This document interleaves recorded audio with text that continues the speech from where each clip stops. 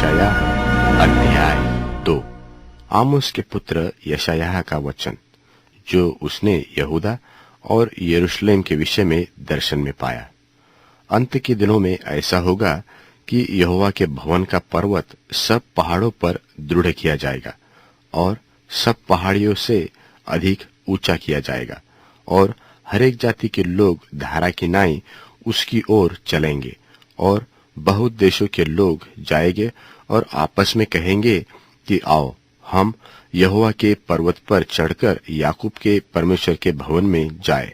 तब वह हमको अपने मार्ग सिखाएगा और हम उसके पथों पर चलेंगे, क्योंकि यहोवा की व्यवस्था सिय्योन से और उसका वचन यरूशलेम से निकलेगा।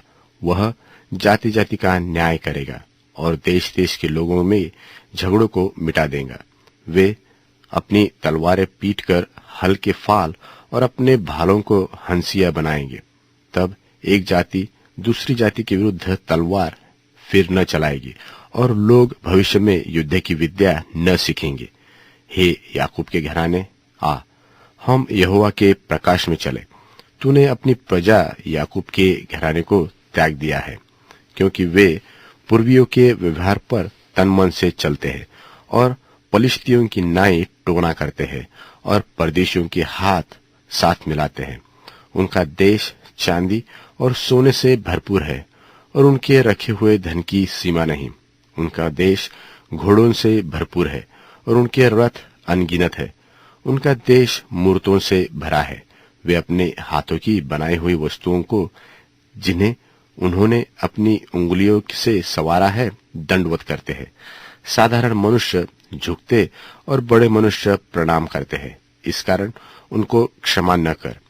यहोवा के भय के कारण और उसकी बढ़ाई के प्रताप के मारे चट्टान में घुस जा और मिट्टी में छिप जा, क्योंकि आदमियों की घमंड भरी आंखें नीची की जाएगी और मनुष्यों का घमंड दूर किया जाएगा।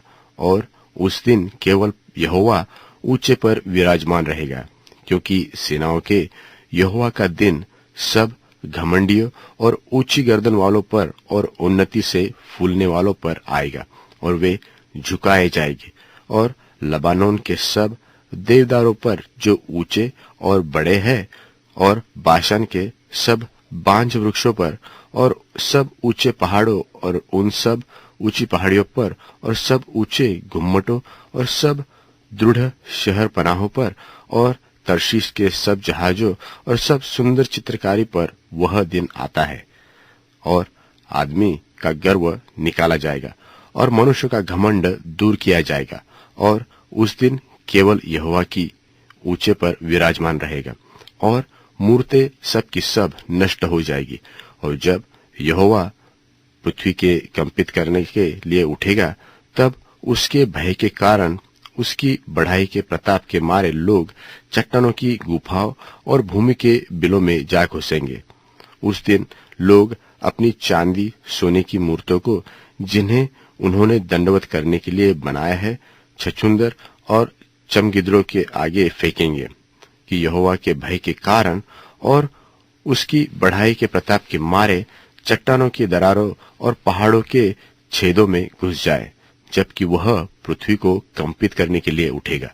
सो तुम मनुष्य जिसकी श्वास उसके नथनों में है, उसके परे रहो, क्योंकि उसका मूल्य ही क्या है कि